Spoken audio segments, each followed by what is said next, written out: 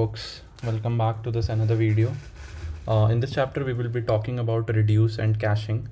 So why I'm a specific picking reduce operation, because it is one of the very widely used operations and it's kind of, you can say, tricky to understand compared to other operations like map, filter, flat map and all. So we'll discuss about this. We will also understand what is the role of MapReduce, which is very common in big data ecosystem. MapReduce model, how it works and how it is efficient. And then we will see how it applies to the Scala and in Spark ecosystem. And then we will see the examples in Scala and Python. Okay. So reduce option in functional programming is a concept commonly used in data processing, and it's basically the big data you want to have distributed systems to process all this data, and it is used to aggregate. So whenever you say reduce, basically it's an aggregation function. However, unlike other things like map lets you aggregate element by element, and you cannot change the shape. Like it could be if it is an array, it will return an array, but in case of reduce, it could be anything. Like in Scala you have different things like fold and reduce, but in general the concept of reduce is to reduce it to anything. Okay, it could be a number, it could be a accumulated value, something like that. Okay. So the result is single accumulated value. The operation is especially useful when you need to compute a summary of aggregate results from a distributed data set. And how it works: you provide the function, specify how you want to combine the elements, and then the result will apply repeatedly. Okay. So here's a simple example. We have sequence of numbers. SC is basically the Scala context. So let me just go to open one of the files, chapter 2. We will just copy paste this, because in this one we have no major changes, and I think we'll have to import the Spark session. If you don't know what this Spark session is doing and all, I have properly explained it in my previous videos, so I would definitely suggest you to check out, or else you can also look at the chapter 2 getting started. But if you want a detailed explanation, I would recommend you to watch out the previous videos, like what builder does, what is app name and everything. It's explained there. Okay. So first thing is that we will keep on these things, and then we will just sequentialize, create a sequence of numbers. So val numbers, as it is shown in the left side, equal to sequence of, let's say, 1 2 3 4 5, whatever it's saying. Now this SC is nothing but RDD equal to spark dot spark context. Okay, dot parallelize, and then these numbers. Okay, so that's all what it is. And then we have to basically sum is RDD dot reduce, and then a comma b, a plus b. So what does this mean? I'm sure if you haven't known about reduce before, you would be confused what is it. By the way, for those guys who already know about reduce, feel free to skip this part. In the second part, we'll be talking about the caching and how it works. But those who are new to it, or those who are not very clear with this, I would recommend you to go through this. So what this does is basically it will reduce. It will start from the very first element 1, and then 1 2, and then it will basically reduce to the logic, which is 1 plus 2 is equal to 3.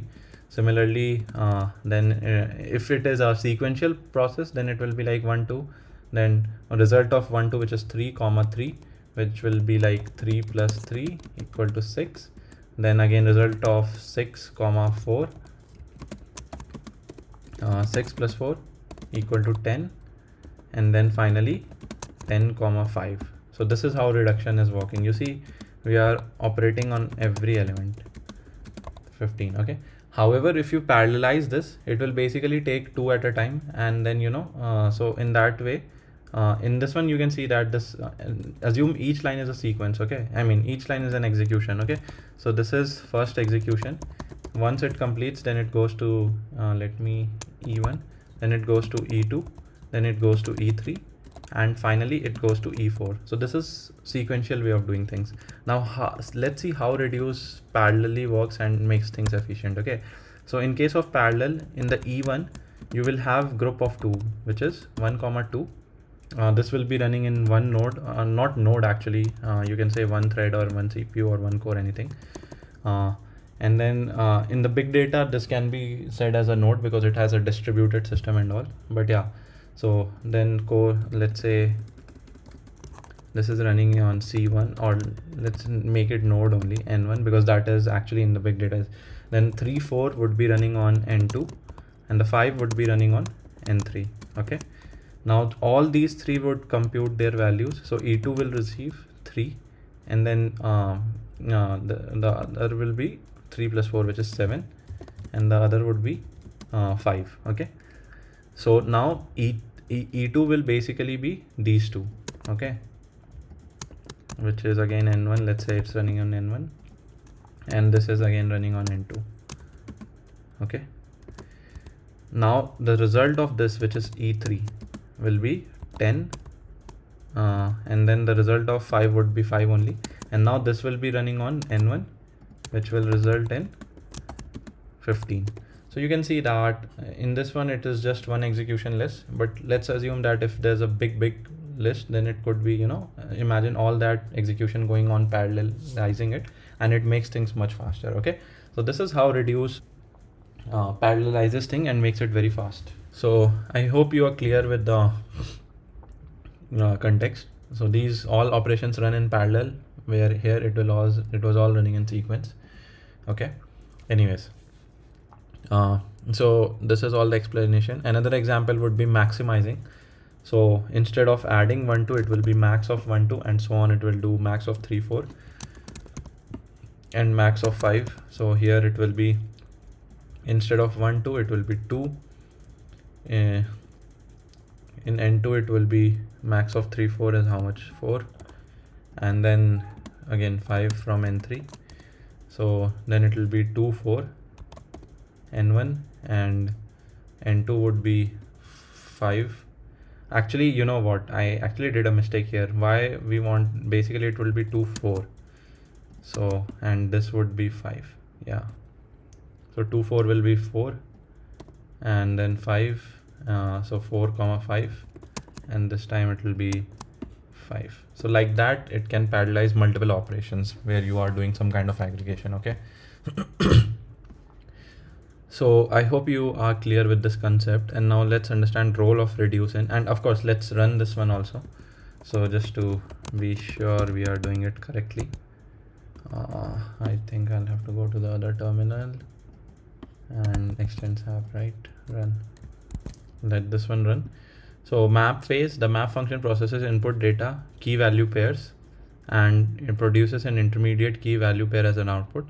These intermediate results are grouped by the key. So basically if you consider word count, which is very popular that we used, so for every word we have a count, then it will aggregate, collect all the keys and aggregate it together. We will see this as an example. By the way, 15. Yeah, okay. So the output is 15 as we expected. Shuffle and sort. So shuffling and sorting is basically, across the distributed cluster. So all of these clusters would be running some kind of processes, and all of these would be running in parallel to make sure that we make use of as much, basically we make the things efficient by parallelizing it instead of going sequential. Then reduce phase aggregates or processes the grouped intermediate result for each key. It applies an operation, example like summing, counting, finding max. We saw summing, we saw maxing, right? Similarly, we could have counted, like if one is present, count it, otherwise, and like that all. So that is, and then it will aggregate all of that together, reduce operation, which will basically combine. Okay. So here is an example, the word count thing, and this is a very important example because understand this, how MapReduce is working here. So we have like lots of documents, like let's say thousands of documents, where each document having millions of text content. So we will map it, and then all this will be broken down like this. Now here is one important concept. So let's say if each document, let's say there are 1,000 documents.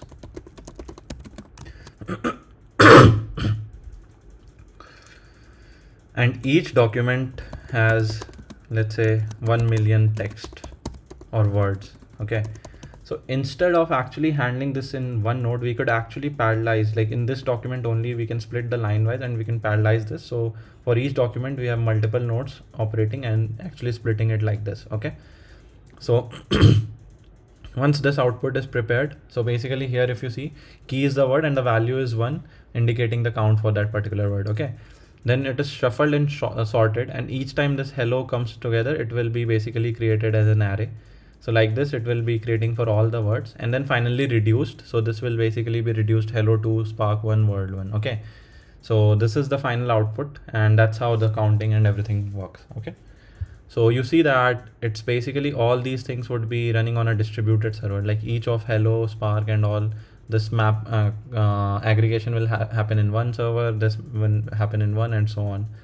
So like that, reduce aggregates the count of each word and has emitted key value pairs for each document, and illustrates how reduce works to aggregate large data sets. I hope you are understanding. Like here it's very few records, but just imagine there are lots of records with lots of such things. So all of those can go parallel. Okay, that's the idea of MapReduce. And here are how it works in big data ecosystem. Parallel processing. I hope with all these examples you are very clear about how the parallel processing is working on. So it's distributed across many machines where each reducer works on subset of the data. Parallelism enables the processing of very large data efficiently, even if data is too large to fit on a single machine. Then shuffle and sort phase ensures that reducer only processes the data relevant to its assigned keys. Okay, that is important because we don't want to make communication between these nodes with each other, because it will have communication overhead and network latency. That is something we don't want. We want it to be independent.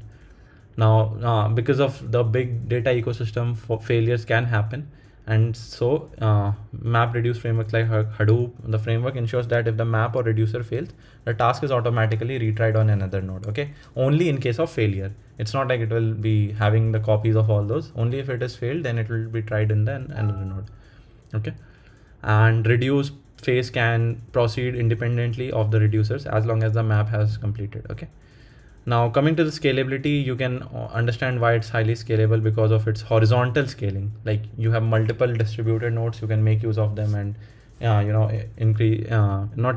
basically make the computation time more efficient. Okay, it can handle petabytes of data because it distributes both computation and the storage in the cluster of machines. Okay. And here are some use cases and applications. So it's helpful in summarizing logs, counting elements, aggregating data, joining data sets in distributed systems. So I'm not sure how many of you have used Splunk, but like let's say in Splunk we do different kinds of queries, like maybe logger equal to error to find error messages and so on. We do a lot of these things. It's 17:45. Right? So just imagine how this could be helpful. So you have like, let's say, millions of log. Like you have a .log file which has, let's say, 1 million log texts. Okay, so out of these 1 million, if we use something like this distributed MapReduce, we can just imagine how it will be helpful. So for all these, it will find logger equal to error, it will filter that out, and then it will go for aggregation, and it will help us to give the results more faster. Okay, so that is one of the use cases. Counting elements. I hope I'm just trying to give you an understanding and a higher picture. So if you don't use Splunk, I'll just give you, basically whenever you log a message, you have different types of things like log equal to error. If it is an info, it could be info, it could be warn, and so on. And then let's say maybe thread ID, something like that. You have like, let's say main thread, or maybe, subsequent. I mean, I'm just naming it up. It could be any thread ID and all. So you want to collect all the logs related to subsequent thread to find out what is going wrong in that thread. So you can use the same concept of in this aggregation, summarizing the logs. This is how MapReduce could, make it very efficient. Otherwise, it has to go through all the records, then aggregate them together on a single node, which will be very heavy, computationally very heavy.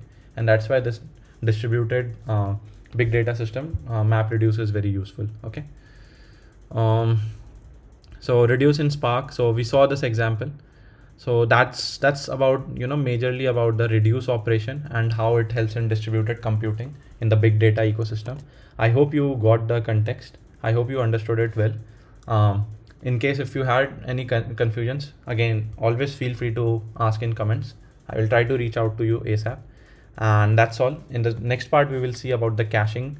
So caching also, we have a lot of theory. We will understand that, and we will see the performance gains, how the caching works in Spark. Okay.